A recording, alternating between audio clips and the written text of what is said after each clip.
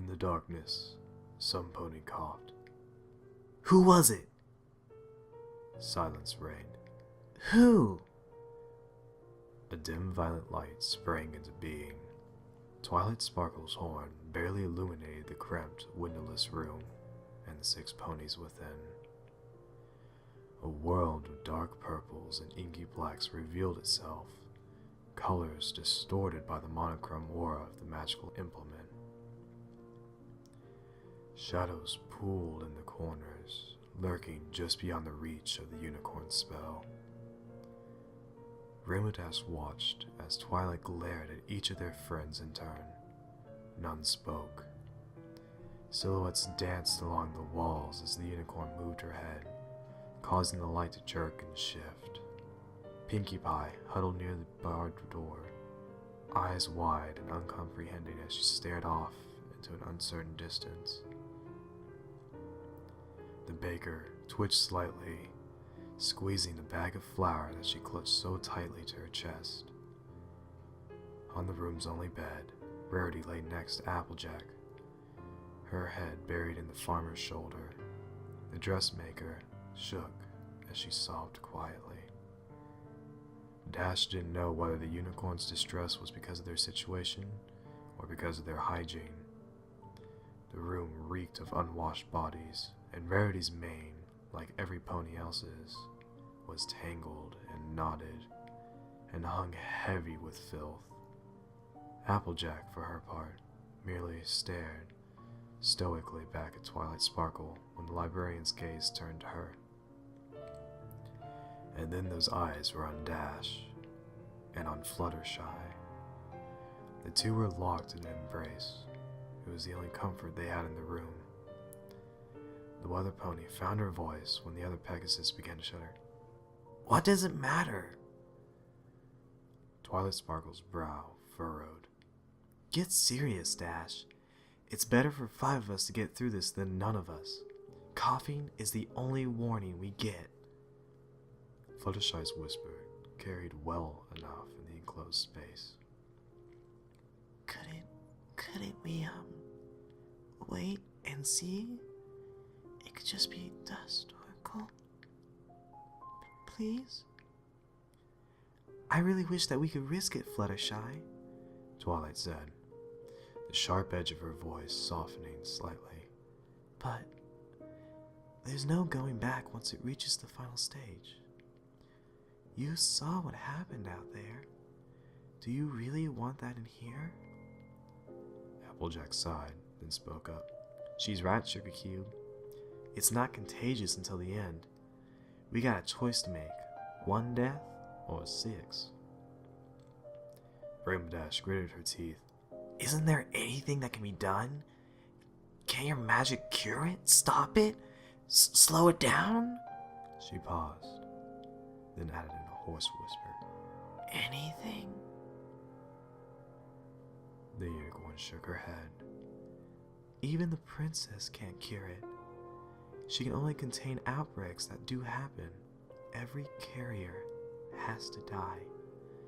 That's the only way the rest of us can be safe. The only way the rest of Equestria can be safe. You know that, Dash. Time matters here. Why are you stalling?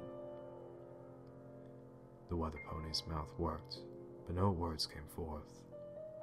Fluttershy's voice, suddenly confident, filled the gap. I coughed. It was me. Rainbow Dash gaped at the other Pegasus, eyes wide with shock and horror. The pink-maned mare turned to look at her and spoke, once again hesitant. It's okay. It'll be okay. I just couldn't live with myself if any of you died.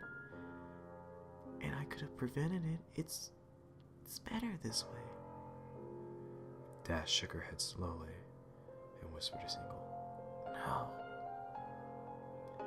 Applejack's voice was grim. Her mind's made up. It's a tough choice, but Fluttershy's got the strength of an ox on the inside.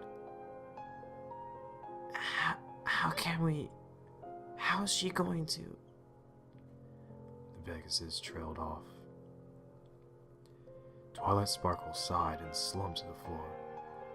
We don't have any weapons, and I'm not trained in combat magic. Even if I were, it can't be me. It has to be you, Dash. What? Why me? The unicorn looked away. I know you well enough to realize that you never just stand aside and let one of us lay a hoof on your filly friend. Maybe intellectually you know that's necessary, but your emotions get the better of you. Ask yourself, if it has to be any of us, would you really want any pony but yourself to... The Rainbow Dash rose to her hoofs. You're right. The mare's voice was hollow. She took a step away from the other Pegasus. Applejack spoke. Fluttershy, sit up and put your head up against the wall. It'll be a mite. The mare choked back tears. Quicker. I'm so sorry, Rainbow Dash. I wish it could be any other way, Twilight said. The rainbow-maned Pegasus looked over her shoulders to meet the eyes of the mare she loved. Fluttershy had taken the Earth Pony's advice. They stared at each other silently for a moment. Eventually, Dash found words, as insufficient as they were. I'm sorry. I love you. I'm so sorry. The other Pegasus replied, voice shaking. I love you too. And I forgive you. It's better this way. Just make sure somebody takes care of the animals when this is all over. When everything's back to normal. Rainbow Dash whispered. I promise. She took careful aim. 1 buck. It would be quick. Fluttershy deserved that much at least. When she was sure she could connect, vision or not, she spoke. Cut the light, Twilight. No pony should have to see this. The horn's glow disappeared. Years of running and kicking clouds had honed Dash's muscles. She reared up on her front legs, gathered all her strength and kicked out. She connected, and a dull thud was accompanied by the sensation of warm droplets splattering across her flank. It was followed by a high-pitched moan from the agonized pony behind her. Rainbow Dash reacted to Fluttershy's continued suffering without thought.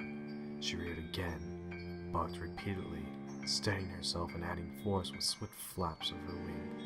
On her 4th kick, the other mare's keen stopped with a sickening crunch. The weathered mare's hoofs dropped back to the floor. She stood shaking, her eyes wide and her heart beating nearly out of her chest. Her fretlocks were drenched with sticky blood.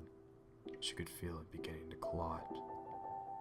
She wondered, despite herself, whether the mess would stain, whether her coat would always bear the red residue of her deed. She wept quietly to herself. Silence reigned. In the darkness, some pony coughed.